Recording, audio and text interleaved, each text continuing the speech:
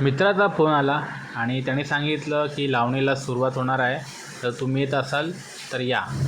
मग काय आम्ही वालाब्रुकने गाडी काढली आणि थेट धाव घेतली संगमेश्वरला, मित्राच्या गावी आलो. सकाळी थोडा वेळ झोपल्यानंतर मग फ्रेश झालो आणि बघतोय तर काय पावसाला सुरुवात झाली होती आणि बाहेरचं वातावरण पण एकदम मस्त आलं होतं आणि सकाळ अशीच असायला पाहिजे आणि ती आम्ही अनुभवली आणि उठून थेट धाव घेतली नदीवर. राकेशच्या घराशेजारी हा पर्याय आहे, तिथे चढणीचे मासे चढत असतात आणि त्या चढणीचे मासे पकडण्यासाठी आम्ही थेट धाव घेतली. पण थोड्या वेळानंतर कळालं की कोणीतरी आमच्या अगोदरच येऊन या चढणीच्या माशांचा जो लावलेला जाळ आहे त्यातून मासे घेऊन गेला आहे. तरी आम्ही पहिल्या टोकीमध्ये एक मासा दिसला म्हणून पुढच्या टोकीमध्ये मासे असतील म्हणून आम्ही मासे पाहायला पुढच्या टोकीपर्यंत जाण्याचा प्रयत्न केला आणि तोच हा प्रयत्न तुम्हाला दिसतो आहे आणि हा अनुभव खूप आनंददायी आहे. मासे मिळाले नाही मिळाले वेगळी गोष्ट, पण हा जो आनंद आहे तो डोळ्यांना खूप आनंद देणारा आहे आणि तो अनुभव मी स्वतः त्या पर्यामध्ये उतरून घेतला आणि तेच तुम्हाला दाखवतो आहे. चला तर बघूया पूर्ण व्हिडिओ.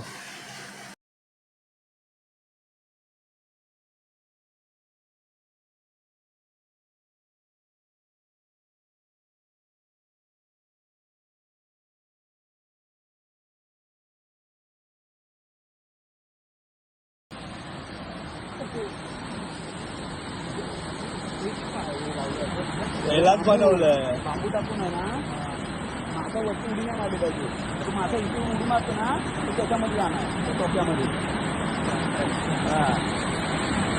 इथे बघ फोटो काढतो. पण आता पकडली नाही याच्यामध्ये. एक होती जात नाही एक होती गाडी काढली. हा काढली. होती होती.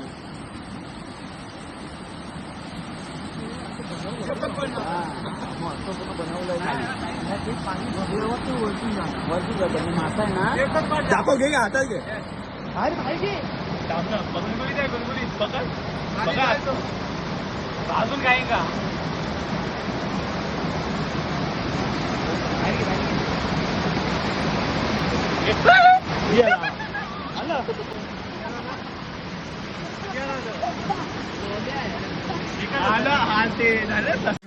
पर्यावरण पुन्हा मी रिटर्न आलो आणि पावसाने विश्रांती घेतल्यामुळे राकेशच्या घरासमोरच त्यांनी लावले होते हे अननसाची झाडं. त्याच्यामध्ये एक अननस पिकला होता, तर तो म्हणाला चल आपण काढूया. त्याला म्हटलं थांब मी जाऊन काढणार. मला प्रत्येक गोष्टीचा अनुभव घ्यायचा होता आणि तो मी घेत असताना तुम्हाला दिसत आहे.